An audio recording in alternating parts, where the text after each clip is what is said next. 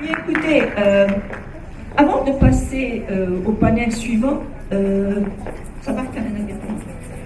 On va vous faire une petite surprise.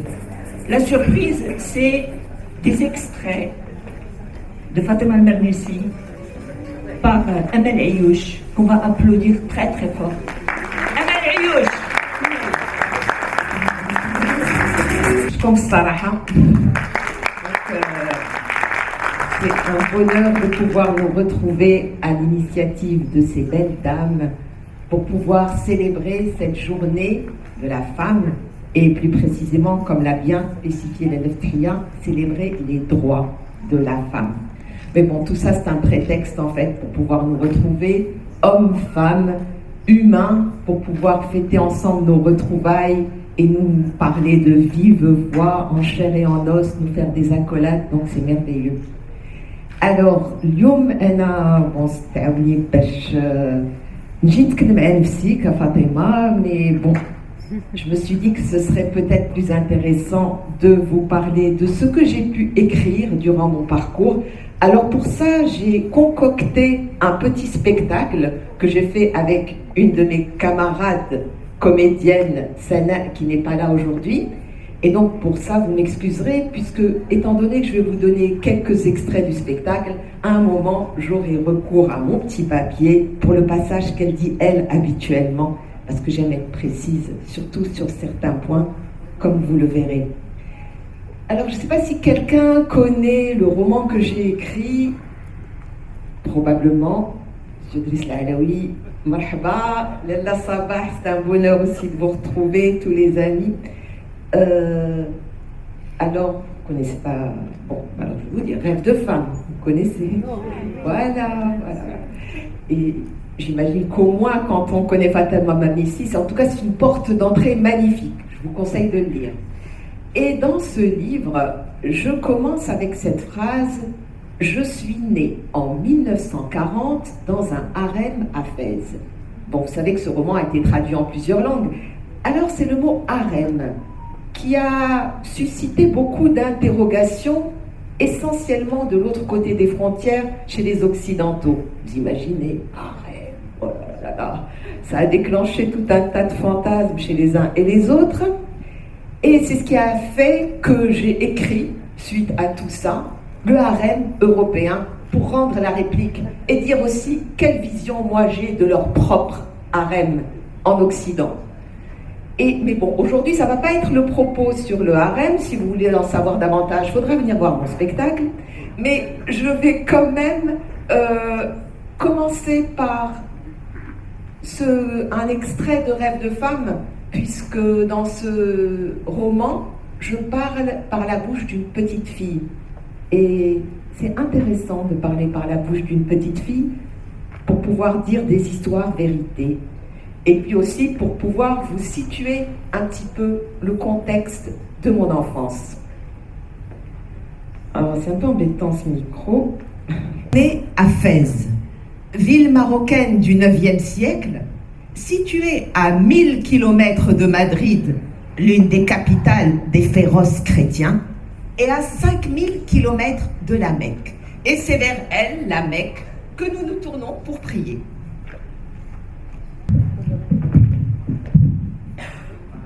Mon père disait que si c'était des soldats espagnols qui campaient au nord de Fès, ceux qui stationnaient devant notre porte appartenaient, eux, à une autre tribu.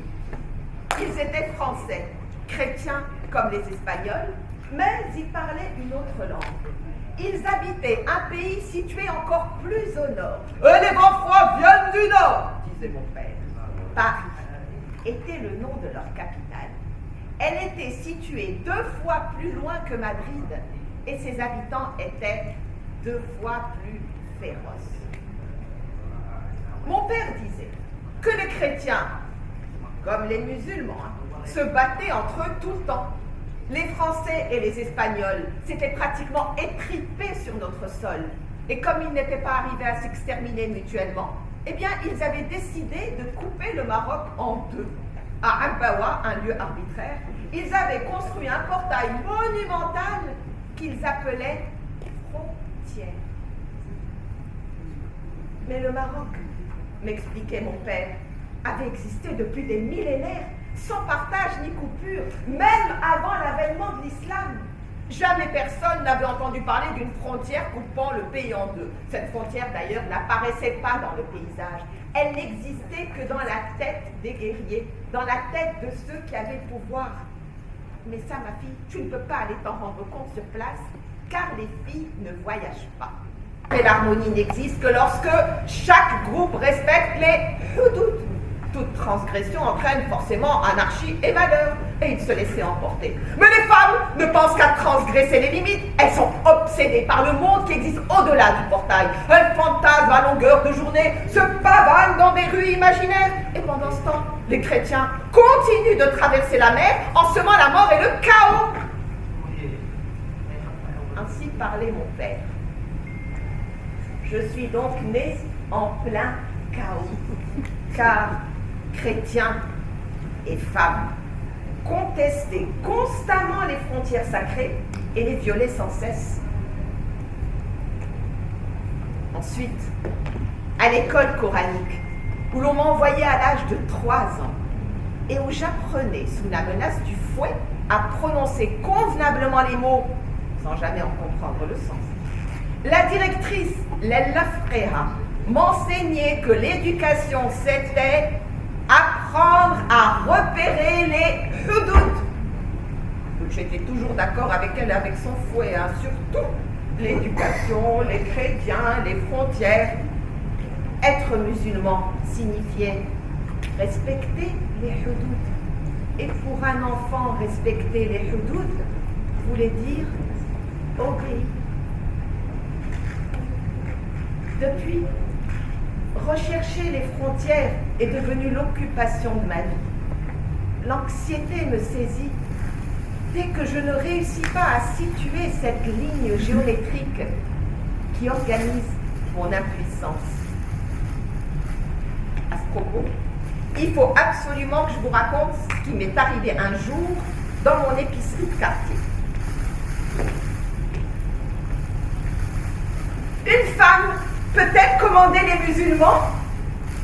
J'ai demandé à mon épicier de quartier, qui est comme la majorité des épiciers du Maroc, un véritable thermomètre de l'opinion publique. Qu'Allah me vienne en aide, s'est-il écrié, offusqué, malgré toute l'amitié qui nous lie. Il a failli étrangler par l'horreur de l'idée de laisser tomber les œufs frais que j'étais venu chercher. Un client, un instituteur, que je connaissais vaguement pour l'avoir croisé chez le marchand de journaux, me dit en caressant lentement les feuilles de menthe mouillées de son bouquet, un hadith qu'il savait fatal. Ne connaîtra jamais la prospérité et le peuple qui confie ses affaires à une femme. Le silence se fit autour de nous. Je venais de perdre la partie.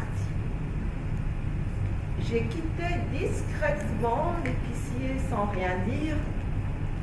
Qu'aurais-je pu dire pour contrebalancer cet aphorisme politique aussi implacable que populaire?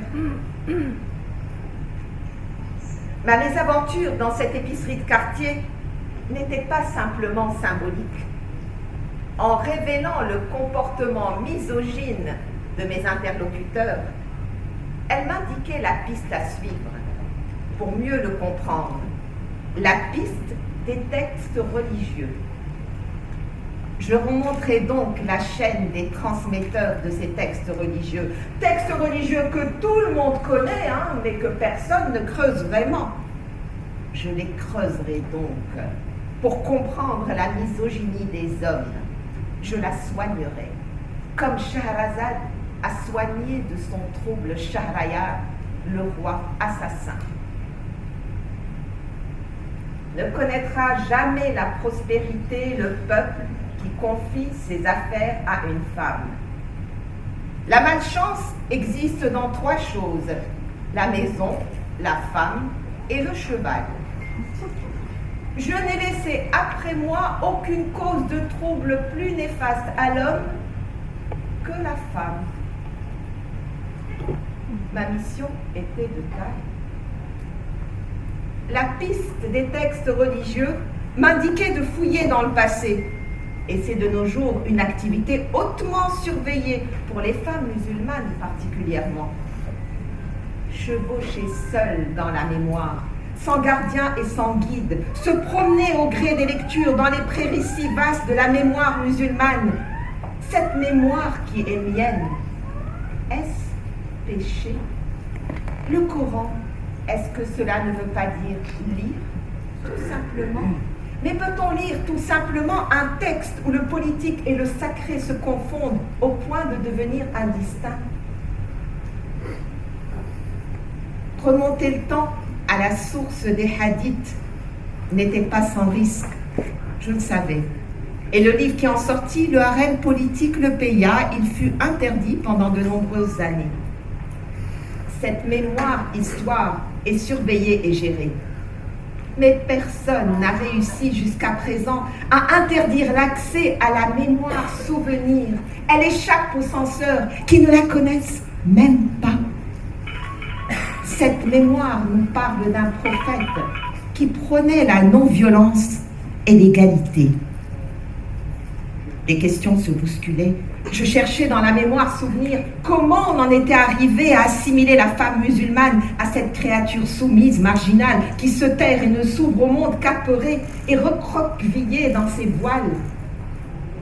Pourquoi l'homme musulman avait-il besoin, pour trouver son équilibre, d'une compagne aussi mutilée? Et j'ai vécu comme un embarrassant blasphème. La simple idée d'oser, en tant que femme bien sûr, moi qui suis programmée par une éducation musulmane traditionnelle, la simple idée d'oser questionner l'histoire. Je fouillais les livres, les dépositaires de la mémoire souvenir, comme dans un conte de fées. Du bruissement soyeux des pages ocre des vieux livres, Sultane, Malika et Khatoun émergèrent peu à peu. Une à une, elles traversaient les salles muettes des bibliothèques. Parfois, c'est à 2 ou 3 qu'elles se présentaient, se passant le trône de mère en fille dans les îles lointaines de l'islam asiatique. Elle s'appelait Malika Urwa, Alam al-Hurra, Sultana Radia, Shajarat al-Tor, Turkan Khatoun ou plus modestement Taj al-Alam, couronne de l'univers, ou Nour al-Alam, lumière de l'univers. Le pessimisme est un luxe réservé aux puissants et je n'ai pas les moyens de me le payer.